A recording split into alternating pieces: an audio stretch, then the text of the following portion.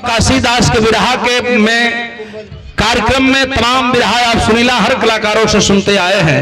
एक 10 मिनट का प्रसंग मैं आपको रखूंगा जो बड़ा विचित्र प्रसंग है। एक बार का घटना बा और वो घटना कब के जरा स्वर दे दो बेटा विमलेश आओ।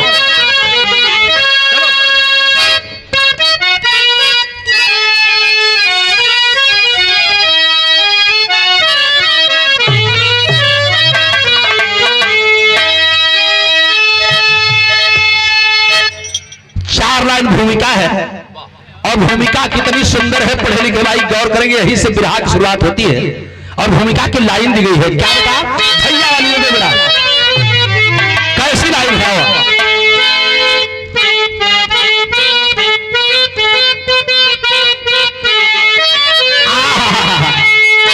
बड़ी सुघर चर्चा और बड़ी सुघर लेखनी।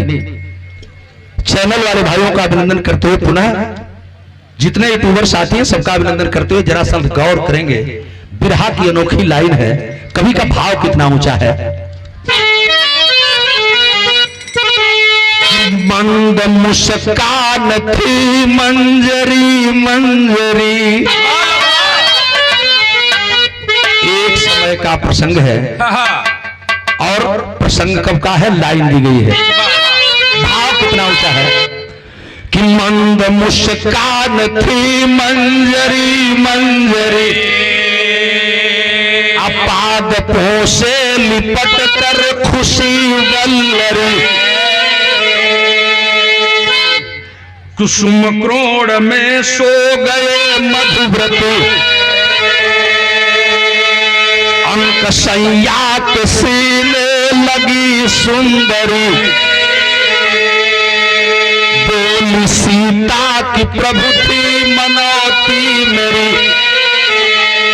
एक बार का प्रसंग है, जैसे बली राम यादव जी स्वर्गीय जगधारी यादव जी के सुपुत्र बाबू बलिराम यादव जी ने बाबा काशीदास बाबा की पूजा कराया है। यही तरह एक बार का चर्चा बा और चर्चा कैसन हो हम यही लेकर आएंगे जहां हम खड़े हैं। एक बार की बात है, कैसे कि बोली सीता जी प्रभु से मनौती मेरी, कि आपको जब पति रूप पाऊंगी मैं, अपने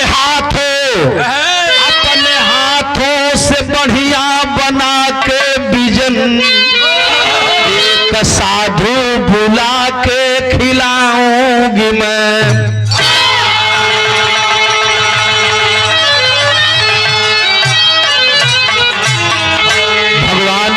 बियाह हो गल, जानकी जी माता सीता दुल्हन बन की अयोध्या में आ गई। एक संगे 4 ठे दुल्हन आई रही, भगवान राम के साथ में सीता, लक्ष्मण के साथ में उर्मिला, शत्रुघ्न के साथ में रानी सुकृति और उसी तरह एक भाई भरत के साथ में रानी मांडवी। चारों भैयन के जब दुल्हन घरे आई, पारा पारी पहिलवा जब दुल्हन नहीं आवे गांव में आवे तो एक दिन हड़छुआई हो। हड़छुआई का मतलब ना बुझ पाता लो ना। हड़छुआई का मतलब का बुझबा जब तोहरे मेहरारू हाड़ी छुअल ही ना। अतः इनका मेहरारुआ जब हड़िया ना छोड़े तो पतोहिया का छू, पतोहिया दूसर चीज छू दे इनका भैया। तो इसे गौर कर, सीता जी एक दिन भगवान राम से कहलिन परसों हम खाना बनाई, यानी जैसे दुल्हन दाल में नमक डाल दे, तरकारी में नमक डाल दे, वही के हड़छुआई लोग तो जैया खाना बनावा। सीता जी के लिए हमार खाना बनी तो हमारे थे मनौती है, हम एक मनौती मन ले कि जैया हम भोजन बनाई और पहला दिन जब ससुराल में भोजन बनाई तो हमारे हाथ का भोजन जे करी वो हमरा एक थे कहूँ न बहुत बड़ा ऋषि मुनि महात्मा हुई। भगवान राम सोचलन कि हम ना खाई, कल कि तुम बाद में खइहा, लेकिन पहले हमें वो मुनि के खियाले तब तो के खियाई। भगवान राम पूछला कि आखिर वो मुनि के है, तेज जैसे बात का शुरुआत होत बा। एक लाइन कव्वाली बा बेटा का,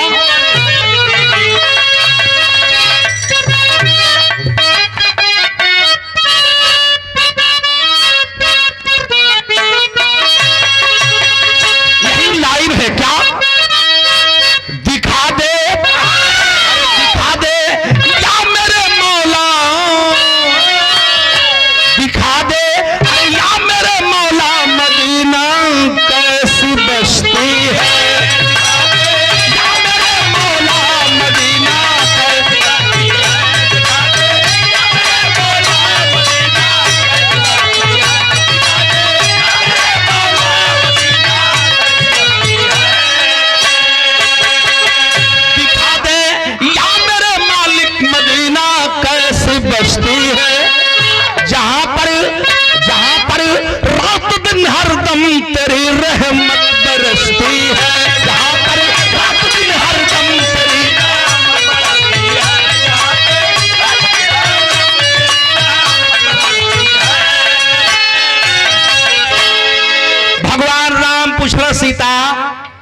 जब भोजन आप बनाओगी तो किसको खिलाओगी, कुछ बताओ, पहले तुम्हारा भोजन कौन करेगा। कहला हमार नैहर का मनौती बा और जाए थे मुनि के खातिर मनले है जौले ना खई है तौले हम केहू के न खियाई। कहला कि हम के ना खेबू, मैयो बाबू ना खई है, कहला केहू के ना खियाई, पहले हम उनके भोजन कराई। तो भगवान राम पूछला के तो सीता जी बतावत करन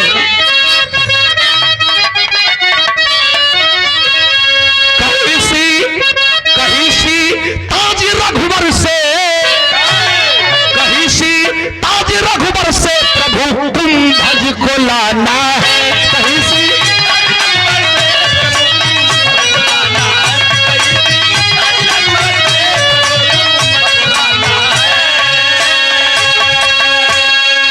बिरहा के बड़े ही सुंदर गायक बाऊ जंगली राजभर जी, नाम तो जंगली है लेकिन अब में कुछ मंगल जोड़ा। बहुत बहुत बढ़िया जंगली राजभर जी, बाऊ की तरफ सम्मान आए हैं। सीता जी कहली ना भगवान से,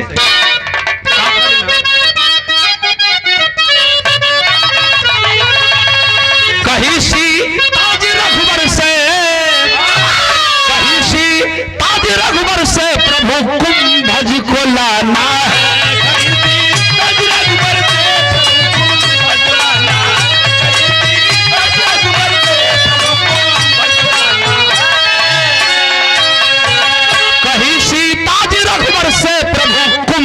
को लाना है।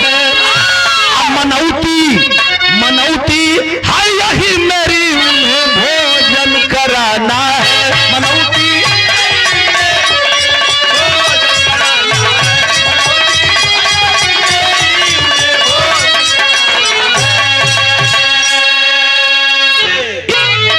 सीता कालीन भगवान हम मनौती मल्ले है कि हम जब भोजन बनाई तो पहले हमरे हाथे का भोजन कुंभज ऋषि करिया, आज जब कुंभज ऋषि खा ली है तब बे हम दूसरे के खियाई।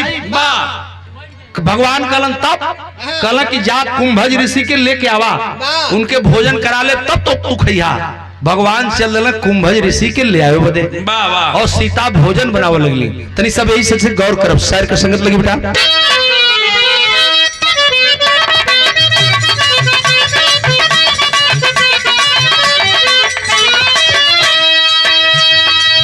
ललार लार ललरिया ललार लरलारा, ललार लार ललरिया ललार लरलारा, नारे नार नरिया नार नरनारा।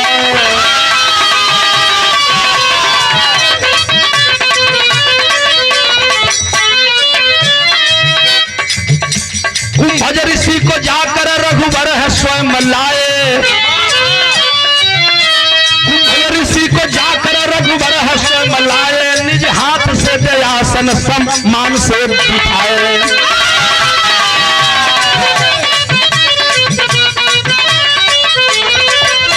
बोले प्रिय बना के भोजन इन्हें कराओ, बोले प्रिय बना के भोजन इन्हें खिलाओ, अपनी मनौती वाला अरमान तो पुराओ।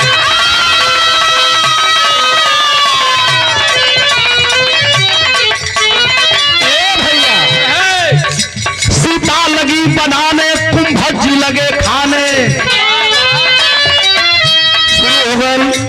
सीता का मनौती है कुंभज ऋषि के भोजन कराई, भरपेट खिया ले तब दूसरा के खियाई। कुंभज ऋषि आ गए, भगवान राम ले आके बैठा दिला, सीता जी बनावत है और खियावे लगली। सीता लगी बनाने कुंभज जी लगे खाने, लाला के निज हाथ से रघुवर लगे खिलाने।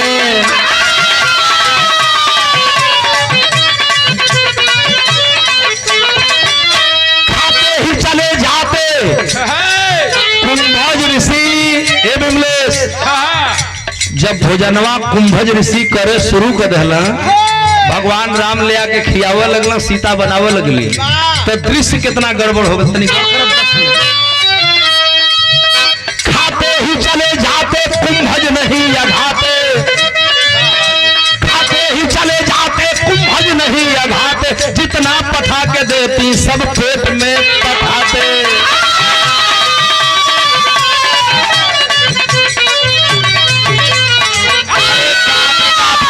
कुंभज ऋषि खाए लगल, भगवान राम खियावे लगल, सीता रसोईया में भोजन बनावे लगली। दशा ई हो गल कि सीता बनाव जवने कांच को हर तैयार होख ले आके भगवान वही पतरिया में रखा। आ जब पतलवा में रख करके फिर घरवा में जा कि तरकरिया खत्म हो गल बा, तनी तरकारी ले आई। आ लौट के जब आवन तो देखा कि सगरी पत्तल पतरी में कुछ है ना। भगवान राम जितना बनौले रही सीता पहले उतना तक खियौला, लेकिन बाद में जब कुंभज खाने लगे तो पता चलल कि पत्तल में कुछ नहीं खे, तो पतलवा चाटा शुरू कर दे।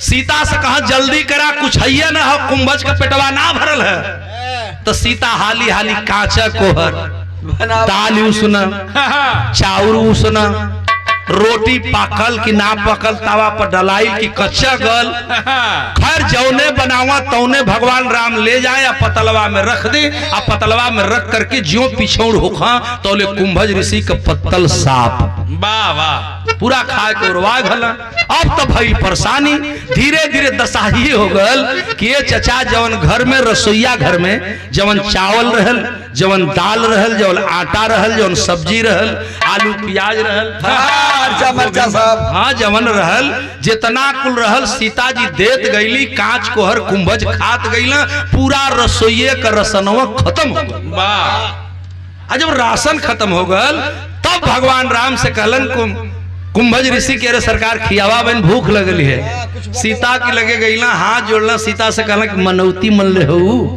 इजतिया जाले बोलौले हो कुंभज के खियावे के ना खाई है तो कुलबे चाहिए का होई। कहली सीता जी कपार धर लेली, कहली भगवान हमरे लगे कुछ है ना भाई, अब का होई। कपार धर के बैठ गई नहीं और धरती माई से चिरौरी कर लगली। का चिरौरी के लिए बिरहा में तर्ज लगी कौन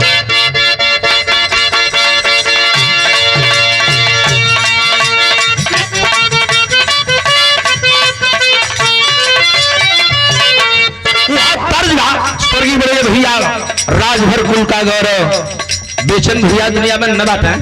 उनका जवानी रहा हरकेश बाबू तब उगावा एक कमरी सही कैसे आई रहे।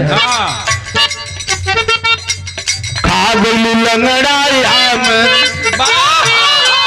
गोरी खा गईलू लंगड़ा मदाम कहिया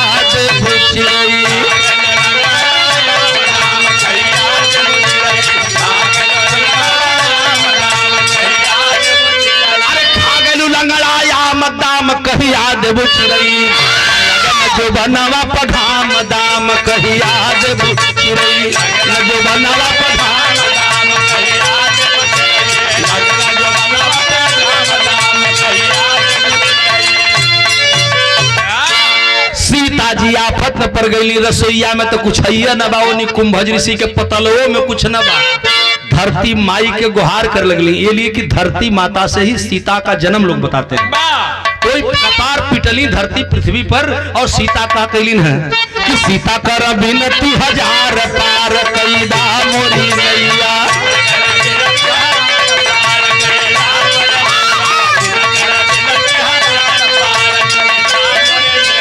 सीता कर बिनती हजार पार कैदा मोरी नैया, नैया पड़ल मझधार पार कैदा मोरी नैया, नैया पड़ल मझधार पार कैदा।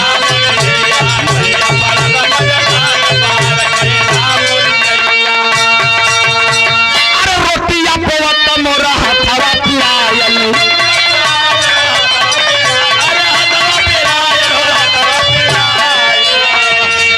आटा दाल चावल रसोईया ओरायल।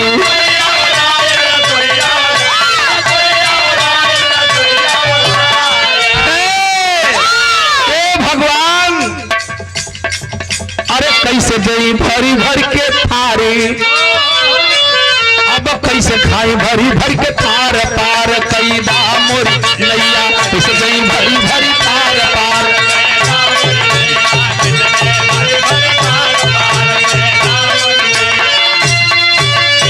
भगवान राम सीता से कहला खियावा ना तब बेइज्जती हुई। सीता कहली कि हमरे लगे कुछ है ना बा, अब हम का खियाई तो कहला भगवान राम की मनौती ना मनबू। बड़ा चौकवासर खियावा खियावा भगवान कुंभज यहाँ खाई है तब खाई सब। तब मनौती मल्ले हो तो खियावाई कुंभज हुआ कल कि अब कुछ है ना आता अब का खियाई कल तो मो ना कुछ जानत है तू मनौती मल्ले हो तू भुगता। भगवान राम जब सरके लगल तो उन्हें भगवान राम और सीता बतियावत हुए दुख है बहुत बड़ा पुरस्कार हमारे छोटे सीता जी और भगवान में बात होत रहे। सीता कहते कुछ है ना कुंभज कहा कि ले आवा पतरी में कुछ ना हत देखा बिरहा कैसन होगल टेरी लगे रे विमलेश।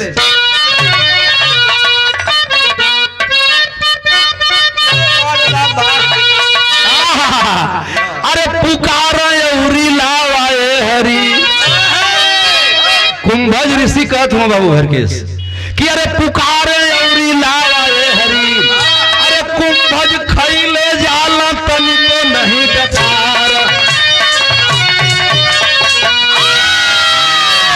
कुंभज खैले जाले तनिको नहीं डकार पुकारे औरी लावाए हरी का हो भगवान बोलौला खाए बदे तो हम भूखे जाई लेके आवाज सीता से कहला का हो जल्दी करा मनौतिया भंग हो जाई कुंभज हुआ बड़ी बेइज्जती हुई सीता कपार धैले कुछ है न का करी कल जौने ओखे तौने दायब जब कुछ न हो तौले कुंभज ऋषि का आवाज इठ्यावत बा और आवाज कैसी आई है लाइन देखिए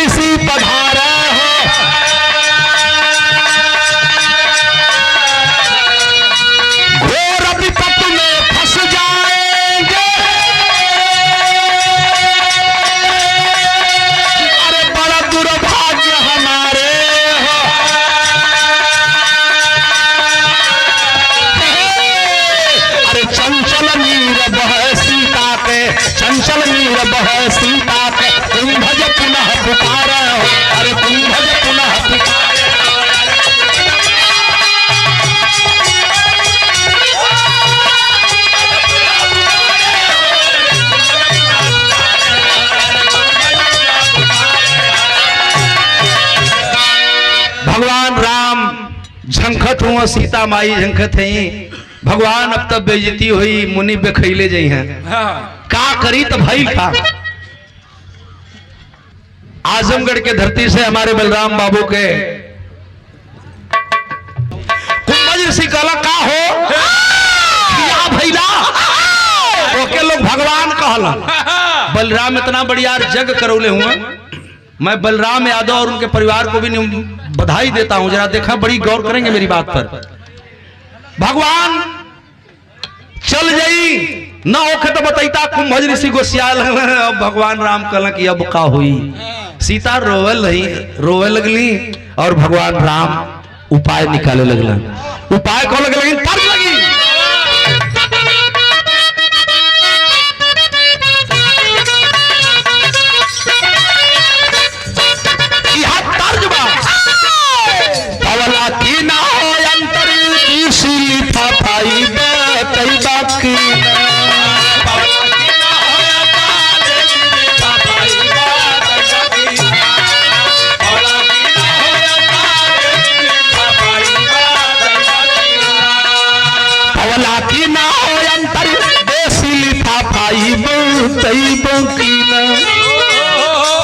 बैरन में लिखता नहीं साफा सिपाही राजा जैबा की ना बैरन में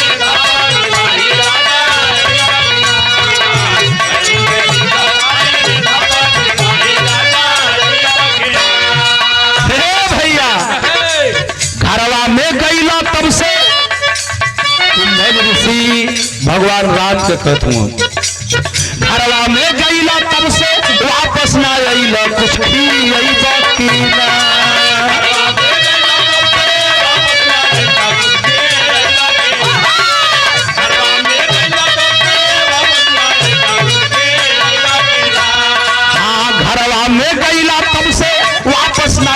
कुछ खियबा कि ना समय बीतत बाटे ज्यादा इरादा अब बतैबा कि ना समय बीतत बाटे ज्यादा इरादा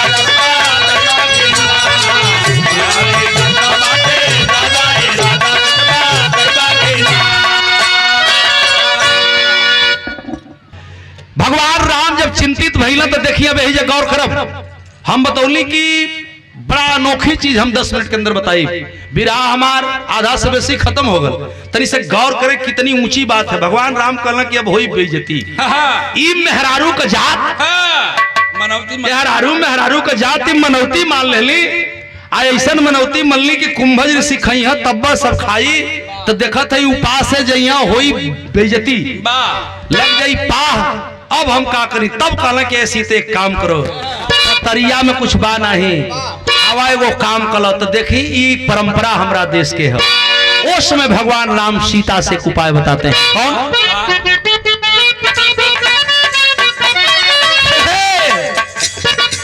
सीता से पठाए प्रभु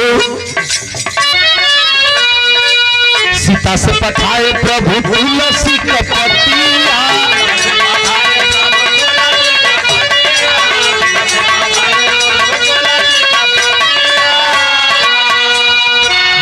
सुनने वाले श्रोता बंधु हम इतने भाई बैठे हैं पहलवा जब भगवान काशीदास बाबा का पूजा हो तो तुलसी जल घुमावल जा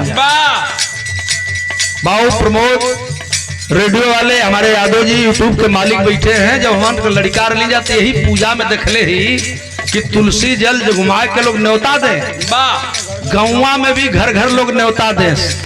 भगवान राम सीता से कहला कि कुंभज का पेट ऐसे न भरी एगो काम करो थोड़ी सा हाथ में गंगा जल दिलन और तुलसी का पत्ता दिलन और कहलन सीता से का कहलन देखा सीता से पठाए प्रभु तुलसी का पत्तिया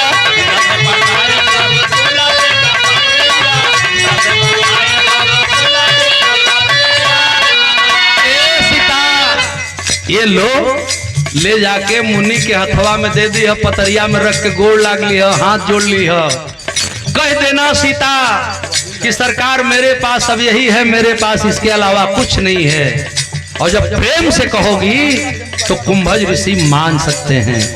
प्रेम से गंगा जल और तुलसी का पत्ता लेकर के सीता गई प्रभु यही के कहा जला कि प्रेम से बड़ा प्यार कोई नहीं होता। अतिथि देवो भव अतिथि देवो भव कहते हुए सीता जाती हैं और प्रभु जी जवन तुलसी जल दिले रहलन ले जाके कुंभज ऋषि के पतरी में रखली हाथ जोड़ ले ली कहली सरकार जवन कुछ हो तो नहीं है बा अब हमरा लगे कुछ नहीं खे तो देखा बिरहा हो कैसन गई सिया से पठाए प्रभु तुलसी का पतिया पतिया चबात मानल पेट पतिया पतिया चबात मानल पेट पतिया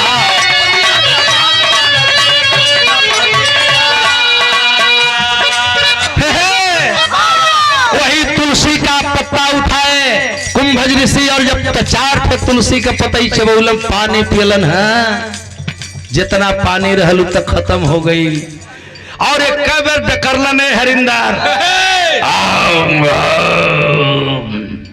मने डकार दहल सीते मेरी क्षुधा जुड़ा गई रे तूने तो मुझको ऐसा भोजन करा दिया। अब सुनो मेरी बात तब कुंभज कहला कि लागल पियास बाटे लागल पियास बाटे तारू सुखाला कुछ पियई बतीना पियास बाटे तारू सुखाला कुछ पियई बतीना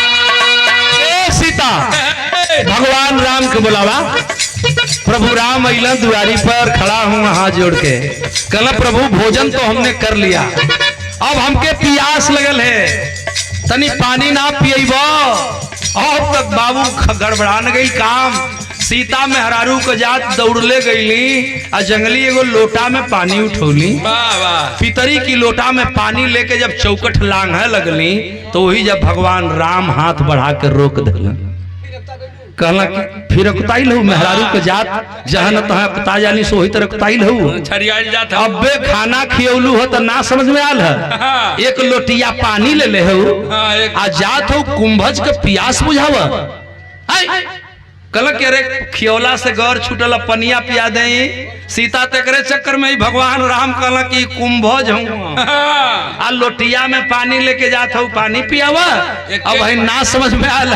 तो फिर कुंभज बोल ना लागल पियास बाटे तारू सूखा ला कुछ पियई बाती ना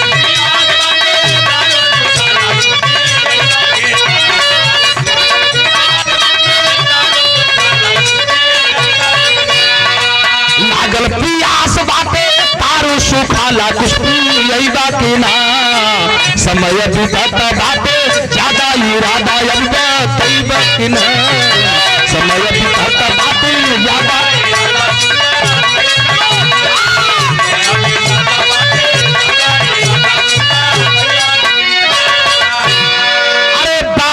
सीता जी कहलिन के भगवान अब खाना बनौले से घर बचल ले आवा पनिया पिया दे आज लोटिया का पानी लेके चलनी न पंच सीता जी आगे बढ़ गई भगवान रोक लिए और कहे कि सीते एक लोटिया पानी लेके जात हो कि भगवान का कुंभज के हम प्यास बुझवा दे ई कुंभज हूँ आई लोटिया का पानी तो हर झुरा जाए इनका प्यास ना झुराई सीता कहलिन का कहत है रुआ कहला कि ना जानत हो कुंभज के विषय में तो हम बतावत हई वही जा समझावा लगला कि लोटिया का पानी लेके जाइबू तो कुल इज्जत नाश हो जाई अब सगरी खत्म हो जाई जौन बचल रही हो रुक जाओ यहीं पे सीता लोटा का पानी लेके खड़ा है भगवान राम कहला कि ना जानत हो कुंभज के तो सुना हम बतावत हई का कहलन भगवान राम गीत बदल गई भगवान राम कहलन कि हे सीते का कहलन बिरहा का गीत बदल गई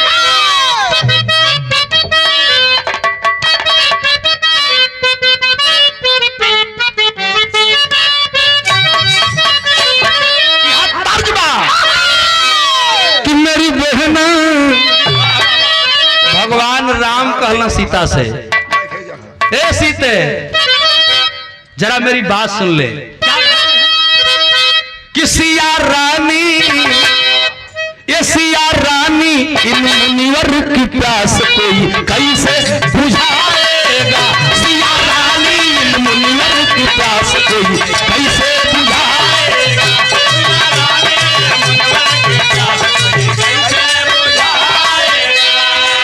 पानी कोई क्या पिलाएगा सीता कुंभज हूँ आज अभी पानी पिए लगी हाँ तो धरती पर कोई इंसान नहीं है जो इनकी प्यास को बुझा दे तू लोटिया का पानी लेके छरियाई जात हो तो सुनो हम बतावत हई भगवान राम सीता के समझावत हूँ इन्हें पानी कोई क्या पिलाएगा सिया रानी सिया रानी इस मुनिवर की प्यास कोई कैसे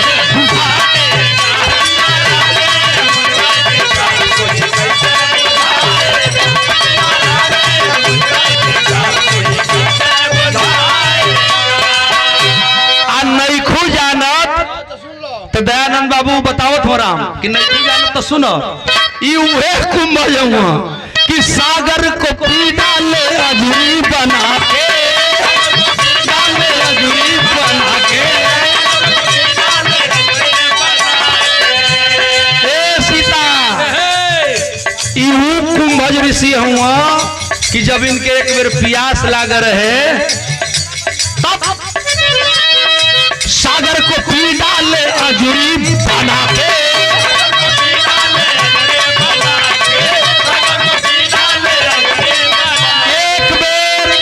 अजूरी लगौला प्यास बुझावे खातिर जी ना मानल तो एक बेर जब अजूरी लगौला तो पूरा समुद्रवा सुखा गल तू लोटिया में पानी ले ले हो तो छरियाई लहू तब सीता कलिया कल कि सुना एगो बात हई पनिया लेके जा आ एगो बात कही कि हई ले हाथ मुंह धो ले अरे प्यास जो लागल बा ये प्यास के बुझावे खातिर हम ये जन्म में ना बुझा पाई वो समय सीता एगो बात कर ली अब देखी भी रहा सागर को पी डाले अजूरी बना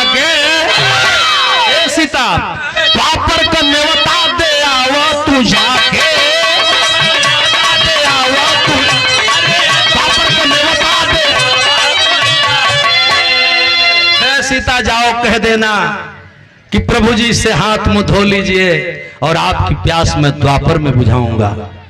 और हम ही ना, हम दोनों जने आवल जाई द्वापर युग में तो तुहार प्यास बुझावल जाई। भगवान राम सीता के साथे गईलन आ कुंभज ऋषि के लोटा का पानी देहल गईले पंचो आ कहलन कि ये सरकार पानी पियावे के तो बेवत नहीं खे, हई हथवा धो लेई और अगला जन्म में जब द्वापर युग आई ना तो रउआ के हम दोनों प्राणी पानी पियावे खातिर आवल जाई। इहे वादा वो समय भइल। बाबू कुंभज ऋषि हाथ तो धो लिए, हाथवा धो करके डकारत निकलना। आ जब डकारत होकारत निकलना राम का जयकार करत चल दिलन। यह बात धीरे धीरे आगे बढ़ गई। अब मैं बात यहाँ लेके आता हूँ जहाँ हमन बैठल है। ये पंचो आ एक युग का अंतराल हो गल। खाना खैला त्रेता में, पानी पीहा द्वापर में। बाबूजी देखा बड़ा गड़बड़ हो गल बा। इच्छा कैसन लाइन बात नहीं देखा, खा के खाना निकलन तो भाव निकल गई।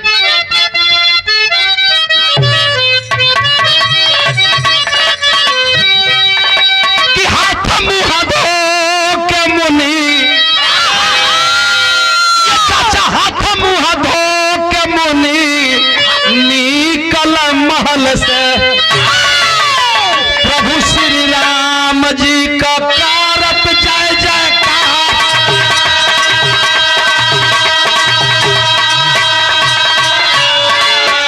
भैया प्रभु श्री राम जी का कारत जय जयकार।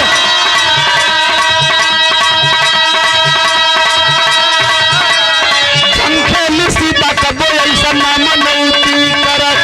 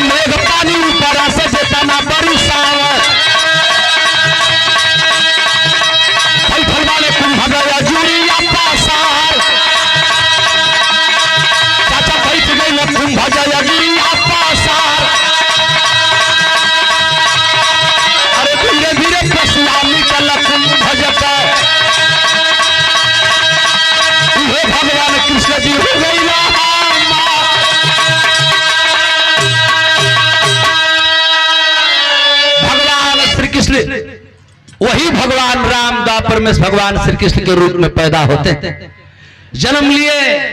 एक बार पूरा गोकुल की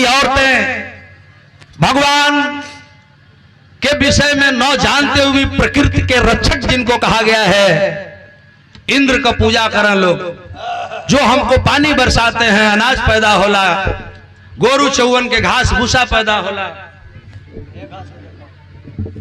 भगवान कन्हैया जब जन्म ले लो, माई के देखल कि माई जात है इंद्र का पूजा कर, पूजा न हो, भगवान जिद कर दिल। और जब इंद्र की पूजा रोकवा दी गई तो भगवान इंद्र का पूजा रोकाए के गोवर्धन पहाड़ का पूजा भगवान करावे लगलन। और जब गोवर्धन पहाड़ का पूजा होने लगल तब कोपित हो गए, क्रोधित हो गए, और क्रोधित होकर के इंद्र मेघ की बारिश करने लगे और इतनी तेज बारिश होने लगी। अब इन कलिया ले जा बरखा भइल है, कलिया ले जा बरखा भइल है, आप लोग देखला लो, तरह तरह के बारिश का मौसम यहाँ भी रह लगल कि पूजवा न हुई। लेकिन देखें काशीदास बाबा की मेहरबानी, आज मैं उस समय की बात बता रहा हूं। भगवान गोवर्धन का जब पूजा कराए तो इंद्र इतना गुस्सा में भइला, इतना गुस्सा में भइला, आंधी तूफान और इतना जोर बारिश बरस होने लगी कि लगल कि गोकुला नगरीय बह जाई। गोकुला वासी जब घबरा गए, कन्हैया छोटे थे, कहते हैं कोई गोवर्धन पहाड़ के पास लोग बतावल कि गोवर्धन पहाड़ के अपनी अंगुरी पर उठोलन है, और पीछे जितने गोकुला वासी थे सबको गोवर्धन पहाड़ के नीचे छुपा लिए। वो जितना बरसा उतना पानी पहाड़ पर गिरे और चारों तरफ तबाही मचत बा। बीच में गोकुला वासी गोवर्धन पहाड़ के नीचे छुपे हुए हैं। सोच गई ना कि पनिया जो चारों ओर बहत बा, चारों ओर बहता तो चारों ओर नुकसान करत बा। वही जब भगवान कन्हैया तनी सा अंगुरिया के टेढ़ कर देलन। अब गौर करब, यही लोग कहते हैं कि गोवर्धन पहाड़ टेढ़ा क्यों हुआ, लोग सवाल करते हैं। तो हम बतावत नहीं आप लोगन के, भगवान कन्हैया जो ने अंगुरिया पर पहाड़वा उठोले रहलन गोवर्धन की, वही के तनी सा अंगुरिया जब टेढ़ कर दिलन तो पहाड़वा एक तरफ टेढ़ हो गल। तो जौने और गोवर्धन टेढ़ भइला, कुल पनिया मेघ बरसा आ उ एकै और गिरे लगल। जब एकै और गिरे लगल तो जहां गिरे लगल या नदी बना लगल। भगवान कन्हैया सोचलन अब का हुई, तो सीता को बुलाए। वही सीता राधा के रूप में आई थी, और वह राधा जब आती हैं तो याद आ गया कि ओहो हो हमान वादा कैले रही जा कुंभज ऋषि से कि तो आके खाना आज खियावत हई, हाथ मुंह आज धोआवत हई, पानी द्वापर में पियाई। तो भगवान कन्हैया कलन की बुलाओ, अपना वह पूरा कर लो, अब इससे बढ़िया वक्त नहीं मिलेगा।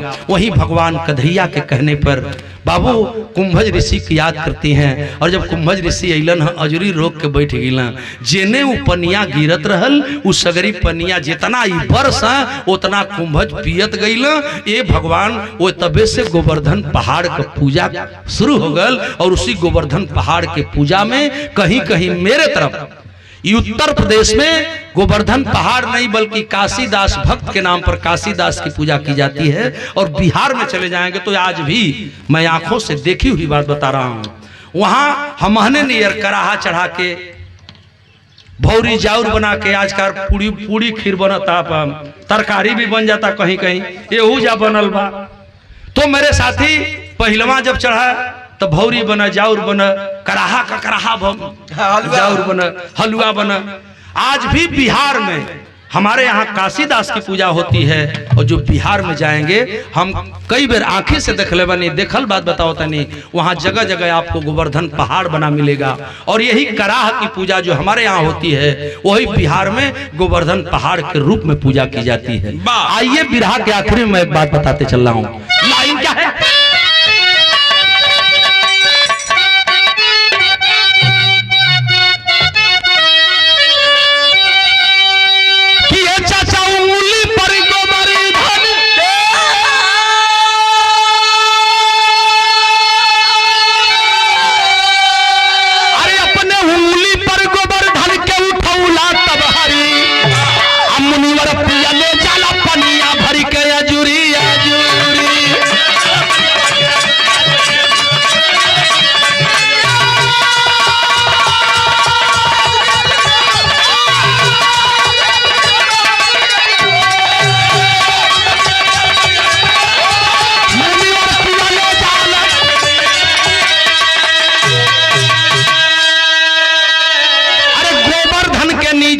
गोकुला कबासी, अब बरसत बरसत मेघ थकला भैली उपहासी।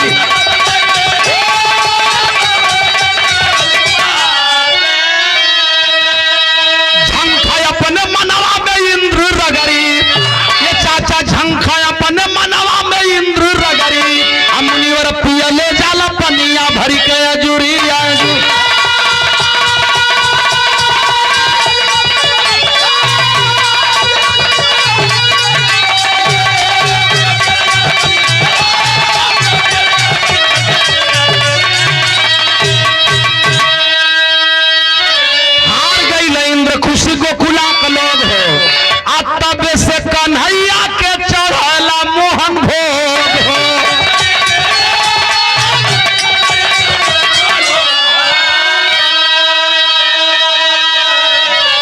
इतनी ऊंची बात कवि ने लिखा है कि हार गई न इंद्र खुशी गोकुला का लोग हो, अब तब भस कन्हैया के चढ़ला मोहन भोग।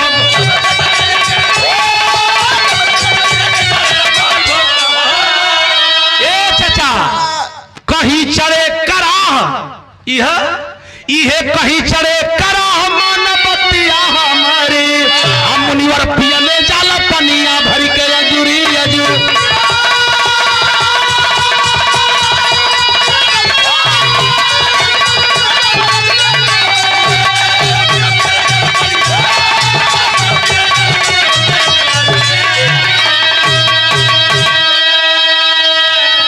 तो गुरुदिल मोहम्मद राम सेवक सिंह सीओ बदन हरिद्वार, कभी गया लाल जगलू यादव जगधारी स्वर्ग सिधार।